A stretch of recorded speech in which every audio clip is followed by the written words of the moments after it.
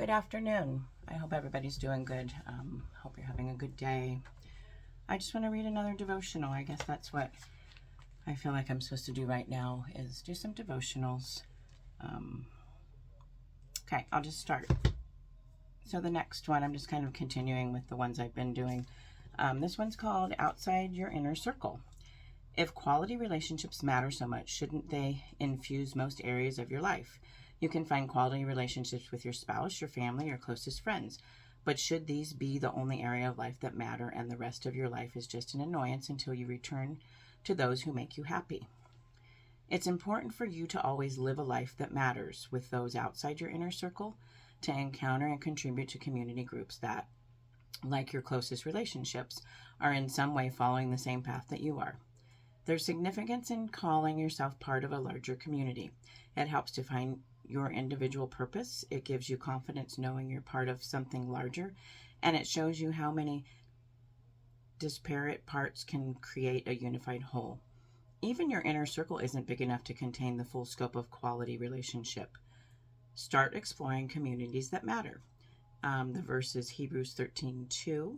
Do not forget to show hospitality to strangers, for by so doing, some people have shown hospitality to angels without knowing it. I just thought this was a really good devotional. Well, there goes a puzzle piece. I haven't really gotten any further on my puzzle. I just thought it was really good. I think I really struggle with making connections outside of my family and friends and my work. I feel like definitely there is a community in my work because I do share my thoughts and my faith and my friendship and my love to others. But I think I still really struggle with doing other things I would like to do. I haven't gone and done any volunteering in a really long time. And although I am going to a new church since September, and I also went to a few specials outside of their church, I think in July and August, I haven't really made any connections. And if I'm being honest, I think that I'm still guarded. I know that in the past I have been hurt in church community. And I know that, people are human and we all can be hurt. And sometimes people don't know that they've hurt you. So I just feel like I do want to make those connections. And yet I've had a lot of bumps in the roads in my, journey with not having a vehicle. And so I can't just run out and, go volunteer, go do this or go do that. I'm really limited as to where I get to go. During the week, the 4 evenings that I work, I get rides for my family, from different family members, and get picked up and whatnot. And so I don't have that flexibility right now to just go. I do not have extra money to, get an Uber or something to do those things. And I think about when I used to clean, I had a lot of clients. Houses that I cleaned, and some of them were at home, and there were some people that I definitely made connections with and, shared some of my story and encouraged them. And I still think of them and think, it would really be cool to go visit them and see them. And again, right now, I'm just kind of not in that season to be able to do that. I know still that my season is a receiving season. Which I was just telling somebody the other day that I'm really not good at receiving.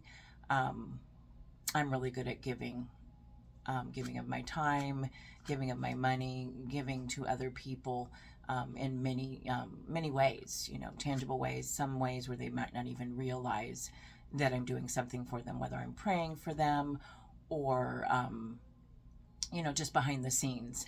And so I am learning to receive, and it does feel really good to receive from others.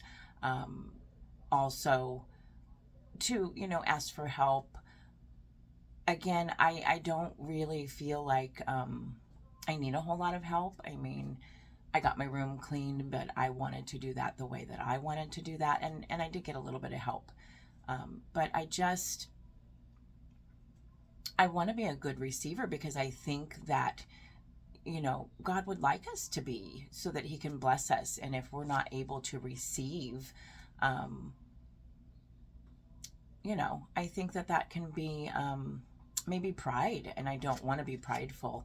And I will also share that probably since the day before Thanksgiving, I feel like I've kind of just struggled in different areas, kind of just busyness and, preparing for this and that, with the holidays and stuff, and just, personal struggles in those areas. And then not doing my exercises like I've wanted to because of different things. I did exercise today. I haven't really been out on a walk.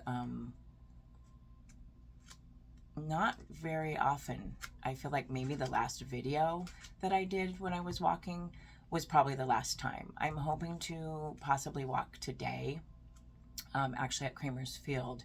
I have a friend that's going to pick me up, and we're going to go out for a little bit and visit and whatnot, and maybe take a walk.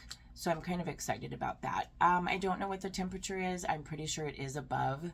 It's probably at least 10 above, but I don't know. I didn't check. It doesn't look like there's snow happening. The sky is blue. There's lots of snow on the trees. I really would like to do another video outside when I'm walking, especially when it's warmer. I think that would be really fun again. And then I was thinking about the future when it is warmer and I'm able to get out, and I possibly have a vehicle that I can go to some of these places like the farmer's market and the taco place, that I like going to, and a few other places in the summertime, just here, in my town, that I think would be fun to film and, talk with you. So I'm kind of looking forward to that. We do have Christmas coming up. That's like in 3 weeks. And then, New Year's, and then we start out a new year, 2025. I would say that don't start planning, like for what you're gonna, your new goals in life. Don't wait until New Year's Eve. Like, you can do it now. You can get your piece of paper out and, do your pros and cons, and think about going back to the gym. Do it this week. Reevaluate what you're eating, because I have to do that all the time. I know that I struggle with the sweets, and once I start, that's kind of what tends to trip me up. There was Thanksgiving, so there was pie and there was desserts and things. And so I feel like, you take 5 steps forward and you're doing really well, and then you start eating the things that are, really good and really tempting for me. But I'm not one of those people, as I've said before, that can just eat, one piece of chocolate or a small piece of pie or, a little cookie. Once I do it, it's like it's such a craving for me that I want to eat more dessert. But anyways, just think about some of the things that you can do now, that you want to change now. We still have quite a bit left of this 2024, and I'm always really wanting to reevaluate and take inventory of my life to see what I need to do. And then I was talking to somebody about expectations. I really tend to believe that I do have high expectations, and I don't think there's anything wrong with that. But I think along with having expectations, you need to have an expectation for that expectation. So you need to be, present in that, understanding that because your expectation is really high of maybe the circumstance or maybe other people, that you're going to have to realize that, there may be disappointment. It may not go the way you want it. And as long as you can, shoot high, but make sure that there is different outcomes, be in it and not just go all the way up and then just be totally disappointed because it didn't work out. I really truly believe that, we're all going to disappoint each other. We're humans, and we're going to disappoint each other. And if we can understand that we have flaws and we do make mistakes and we do have days where we're tired or we don't feel well, and maybe the expectations that we have, shouldn't be on somebody's performance or how they treat us. Yes, I do believe the people in our life, we do want them to treat us, how we would, like to be treated, and we should want to treat them how we would like to be treated as well. And so just think about those things that, because I know that it's so easy to get disappointed humanly. We write our own script, and I think that can be really unfair. often to family and friends and even strangers.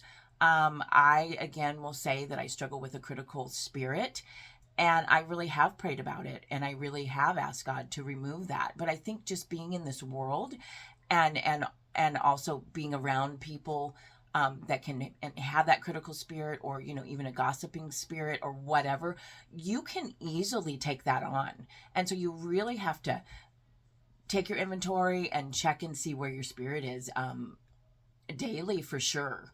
But don't wait monthly and then wonder why nobody's really talking to you. You want to figure out how you're coming off to people. You have blind spots. You can do a check and ask somebody. Say, how do I come off? Am I coming off, negative? Am I coming off this way or that way? Somebody that you trust that can be honest with you.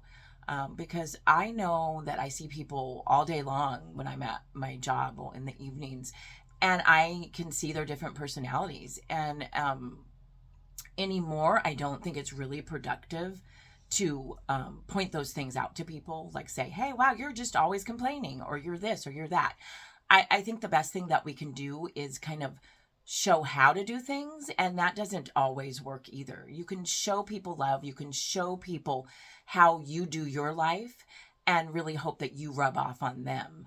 But also, when you see somebody doing something, ask that question, because if you spot it, maybe you do have it. You spot it, you got it. Not necessarily true, but I think it's a good check in your spirit to say, am I being critical? Am I complaining?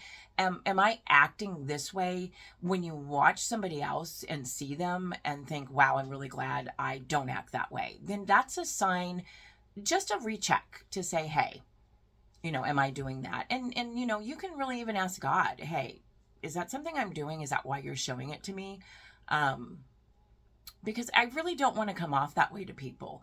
I have bad days. I have days where I am struggling in many things, and whether sleep's going right, or my exercise or my eating or whatever, I think they all kind of connect and flow.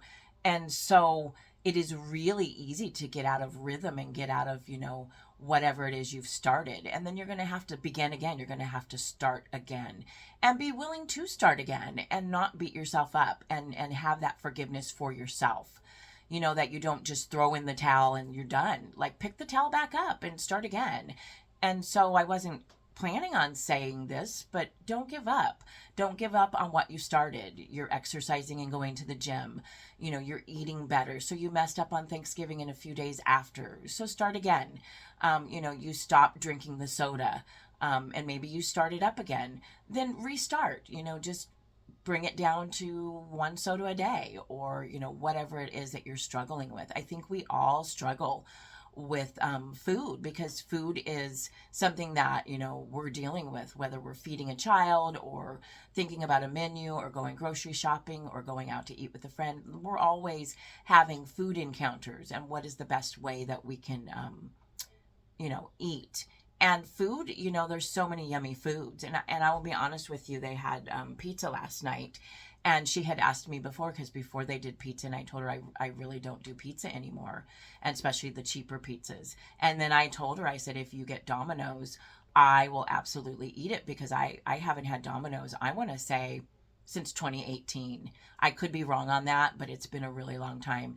And out of all the pizza places here, like the fast food pizza places, Domino's is my favorite. And so she did get that, and I ate 2, and they weren't really small pieces of pepperoni pizza, and it was really delicious. I was thinking I might feel worse the next day. Honestly, I don't really feel any better or any worse. I am struggling with getting up in the morning. It's not that it's dark, it still gets light in the morning, but I just am not ready to get up. And so I'm still getting up, by 10:30. And usually I like to get up by 8 or even 9, or at latest 9:30. So I don't know completely what's going on there. I don't take any medications for anything at this time in my life, no high blood pressure, none of that. And I know I have some elevated cholesterol, but the doctor doesn't want to put me on any cholesterol medication at this time. My weight is still about, the 160. And I don't take vitamins. And so I'm thinking maybe I should look into the vitamin D. I know that there's less sunlight, and maybe that's something that might help as far as, I don't know, maybe being tired, because I feel like I am now getting better sleep because I don't have to get up early in the morning for my job. At least right now, I am still doing the evening shifts. So it's really nice to not have an alarm going off. And if I do wake up and I'm not ready to get up, I can get back to sleep. And maybe part of it is because I'm still not getting to sleep at, 1 or 2. I'm still kind of awake or up. Or if I can't get to sleep, some nights I'm up, maybe till 3. So I know this went over a lot of different things, but I guess I just wanted to share those things with you. I hope you have a really good day. It is hump day. I don't know, some people still have to work weekends. I'm blessed right now to be able to have Saturday and Sunday off and also get Wednesday off. But enjoy your day. You're doing great. Keep working the best you can through your circumstances in your life and the frustrations that comes with this life. I just really hope that you will enjoy the rest of your week, and give a camel a hug. It's hump day. So blessings, everyone. Okay, bye.